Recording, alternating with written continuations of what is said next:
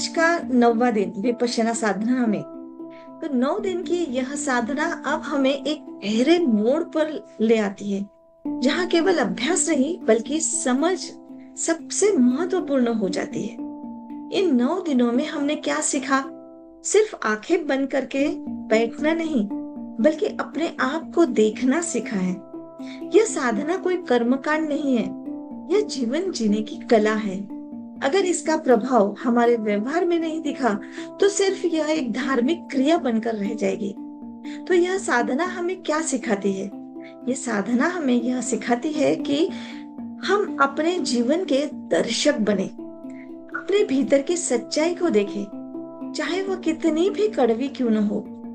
हम अक्सर अपनी गलतियों से भागते हैं, दूसरों को दोष देते हैं, पर सच्चाई यह है कि हमारे दुख का कारण बाहर नहीं है तो भीतर ही है। और सबसे बड़ी समझ क्या है? जब भी हमारे भीतर क्रोध, भय या वासना उठती है, तो केवल मन ही मन में नहीं, तो शरीर में भी एक प्रतिक्रिया होती है। सांस बदल जाती है और शरीर में संवेदनाएं उत्पन्न होती है। यही संवेदनाएं हमारे लिए दरवाजा है अपने भीतर के सत्य को देखने का। इसलिए कहा गया है कि सिर्फ देखो, प्रतिक्रिया मत करो, न दबाओ, न बह जाओ, बस साक्षी बन जाओ। जैसे जैसे अभ्यास गहरा होता है, वैसे वैसे यह समझ आती है कि हर दुख के लिए मैं ही जिम्मेदार हूँ।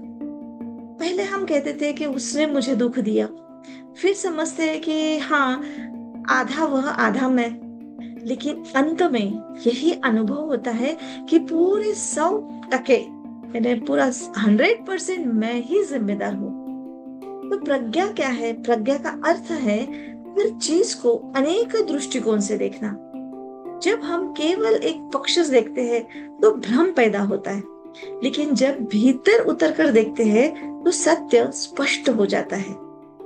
तो जीवन में इसका प्रभाव क्या होगा? तो जब कोई आपको अपमानित करेगा, तो आप प्रतिक्रिया नहीं देंगे, बल्कि समझेंगे यह व्यक्ति भीतर से दुखी है। और तब आपके भीतर क्रोध नहीं तो मैत्री या और करुणा जागेगी। तो सच्ची साधना की पहचान क्या है? यह नहीं कि आप कितनी देर बैठे ध्यान साधना के लिए, बल्कि यह है कि क्या आपका व्यवहार बदल गया है?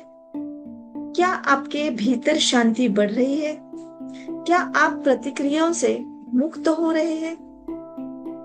हाँ, तो अंतिम संदेश यही है आज के प्रवचन का कि जीवन में कठिनाइयां तो आएगी, लेकिन अब हमें भागना नहीं है। क्रोध आए तो उसे देखो, भय आए तो उसे देखो, दुख आए तो उसे देखो, क्योंकि जो उत्पन्न होता है वह नष्ट भी होता है। और इसी में छिपा है सच्चा सुख, सच्ची मुक्ति। अपने भीतर उतरिए और सत्य को देखिए और धीरे धीरे हर बंधन से मुक्त हो जाइए। आज का दिन का यही मूल्यवान संदेश है। Thank you.